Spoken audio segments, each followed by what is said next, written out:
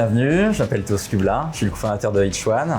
Each1, c'est une solution de recrutement et de formation dédiée aux personnes réfugiées et aux nouveaux arrivants qui fait de l'inclusion une expérience incroyable pour les entreprises. Et aujourd'hui, je vous invite à découvrir mon parcours. Allez-y, je vous invite à me suivre. Voilà, c'est le matin. C'est toujours le moment en réalité où je fais mon petit rituel, je lis la presse. C'est hyper important pour moi parce que c'est important d'être connecté à l'actualité politique, économique, sociale du pays. Nous, Each1, on est une entreprise, donc on est un acteur de l'économie, mais pas seulement, on est une entreprise à mission. On a un enjeu et un fort rôle social parce que notre mission, justement, c'est de révéler le potentiel des personnes réfugiées d'un côté, de montrer en réalité qu'on parle de valeurs et de talents, et de l'autre, de faire en sorte que la société et les entreprises en réalité aient accès à cette valeur, à ces talents.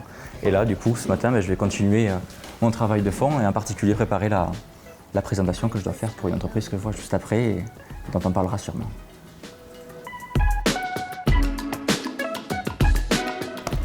Top. Là, j'ai fini ma matinée, j'ai fait tout ce que j'avais à faire pour ce matin. Là, c'est la pause. Et je pense que c'est important de rappeler que entreprendre, créer son projet, c'est un marathon en fait. C'est pas un sprint. Il faut pouvoir prendre de vraies pauses. Et pour moi, j'ai vraiment à cœur, au lieu de penser qu'on travaille jour et nuit, non, de couper. Couper le soir, le week-end, etc. Et ce long moment, c'est aussi l'occasion de parler un peu plus peut-être de mon parcours. Moi, je m'appelle du coup Théo, j'ai 26 ans. Je suis originaire de Toulouse, ça s'entend un petit peu. Et je suis arrivé à Paris à 18 ans pour faire une prépa au lycée Louis-le-Grand. 2 ans après, j'ai intégré le SCP, qui est une école de commerce. Et à ce moment-là, en réalité, donc j'avais 20 ans, je rencontre 2 personnes qui n'étaient pas vraiment dans l'école, c'était un parallèle.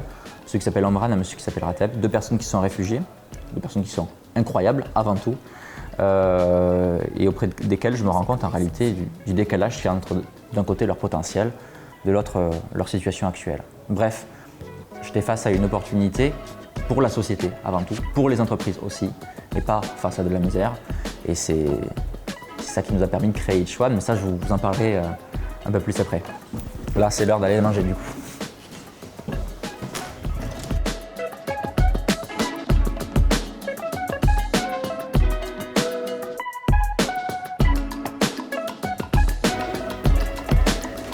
Là, je viens juste de finir de manger et je vais rejoindre en fait la réunion hebdomadaire de mon équipe de direction parce que mon rôle, en dehors du fait de devoir porter la vision de l'entreprise à l'extérieur, de convaincre des clients, des futurs collaborateurs, des parties prenantes de manière générale, c'est aussi en réalité de construire la stratégie au jour le jour, de voir 2 ans, 3 ans en avance et de faire en sorte que les décisions se prennent. Voilà. Donc du coup, je vous laisse et je pars en réunion. Hello à tous, désolé pour le retard. Ouais. Hello Fanny, ça va? C'est ça l'idée.